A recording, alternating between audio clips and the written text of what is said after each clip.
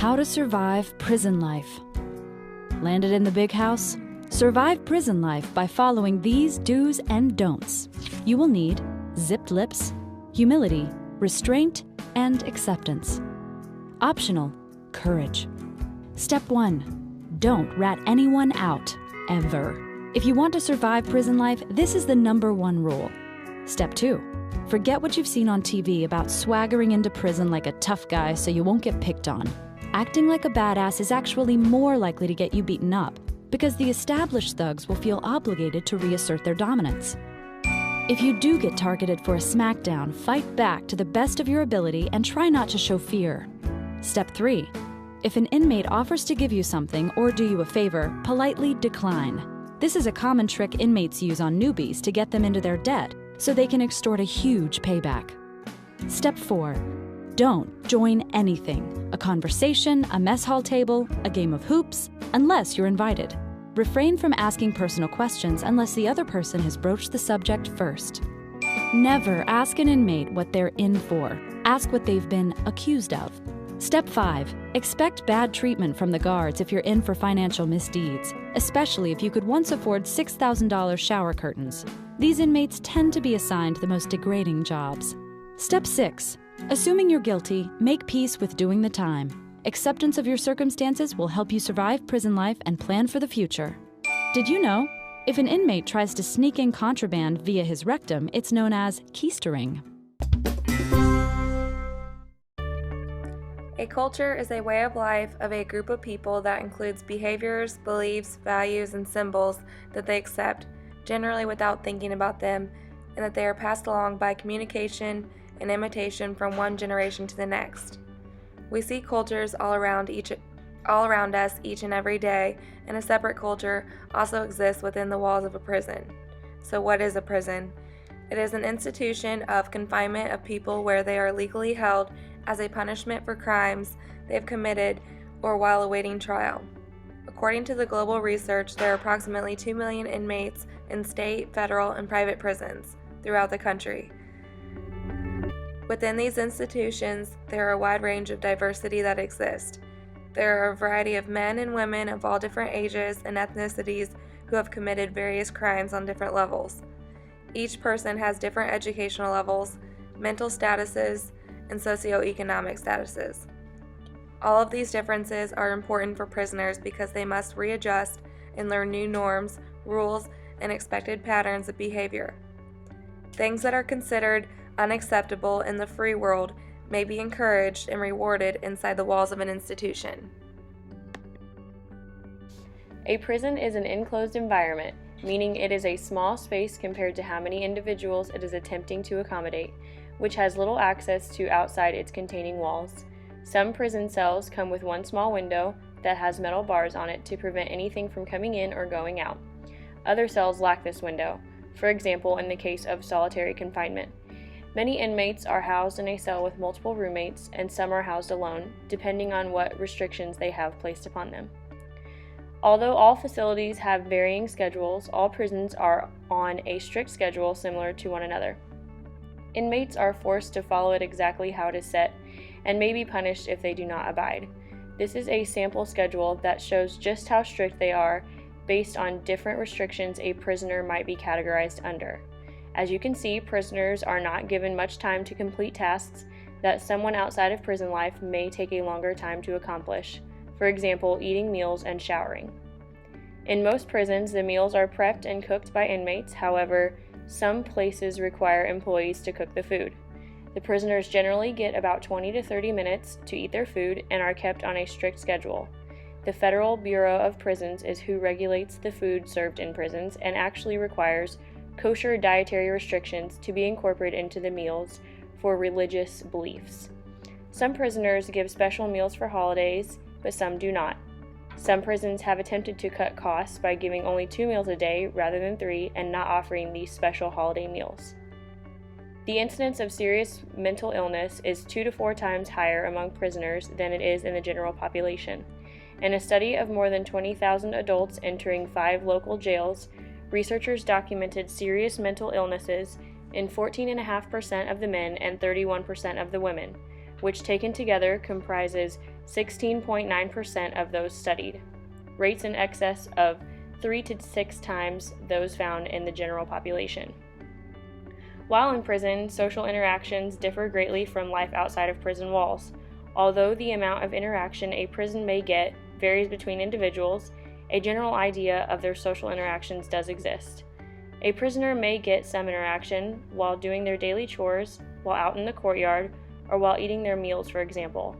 Some factors that may impact how much or how little social interactions a prisoner may have are if they have work privileges, are allowed visitors, mail, or phone calls, if they belong to a gang, or even the severity of their sentencing.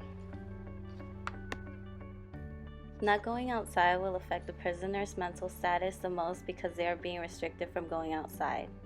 Some people do not get affected by the prison life, but others get affected so much that they develop mental illnesses, especially when they have a longer sentence. When living in a restricted environment with so many people, they are more likely to contract diseases from other inmates much more rapidly than the general population because of the close proximity of the cells and using the same bathroom facilities with many different people that may already have diseases that are contagious to others. Prisons are not sanitary whatsoever, so this contributes to a lot of illnesses in jails.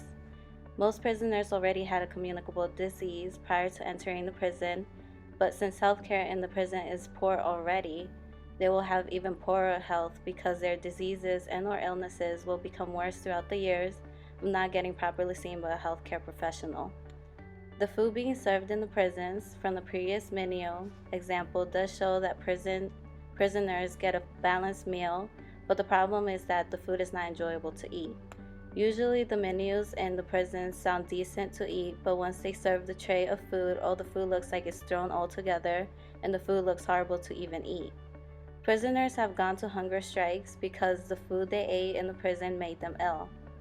There has been documented data that there have been major illnesses in the prisons from the food being served.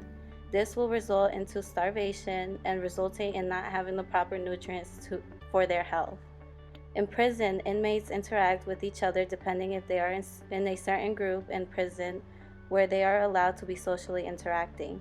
Depending if it's an all-man prison or all-woman prison, there will be correctional officers that will be of the same sex in jail that they can also interact with.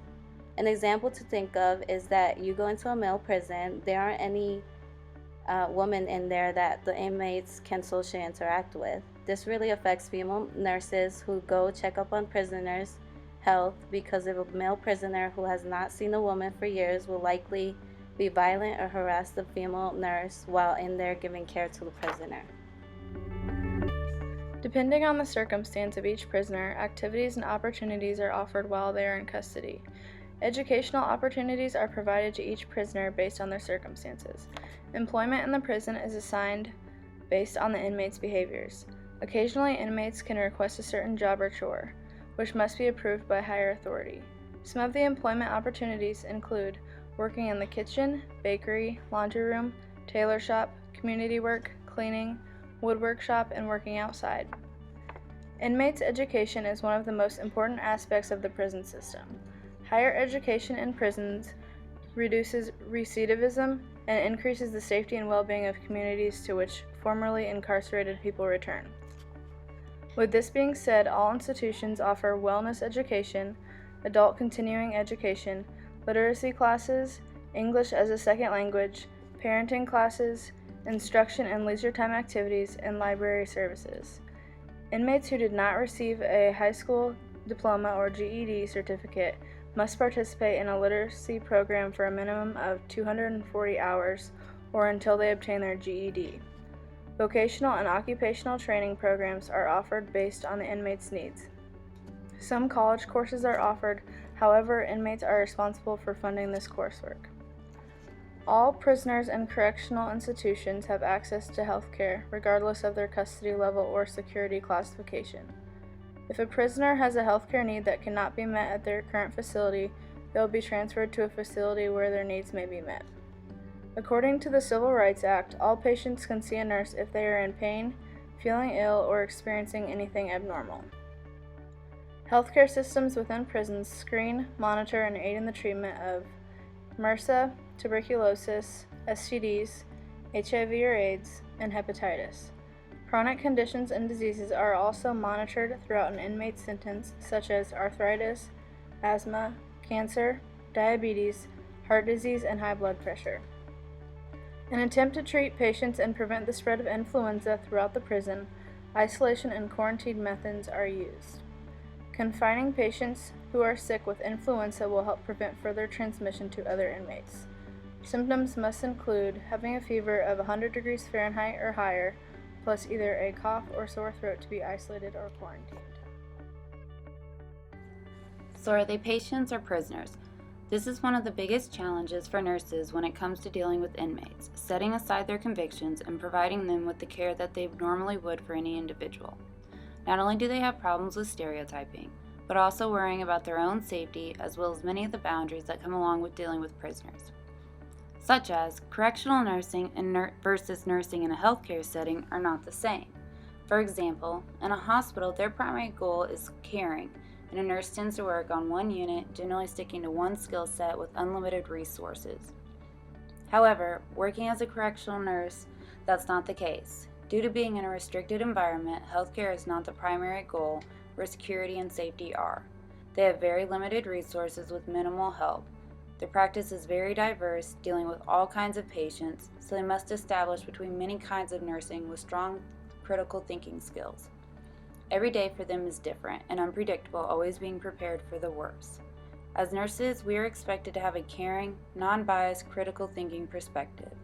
Dealing with prisoners, they still apply the same skills but in a different mannerism with many boundaries.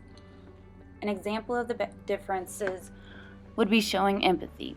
In a normal setting, you would possibly give that patient a hug or touch them as a gesture of caring, but when dealing with a prisoner, this could lead them to take advantage of you.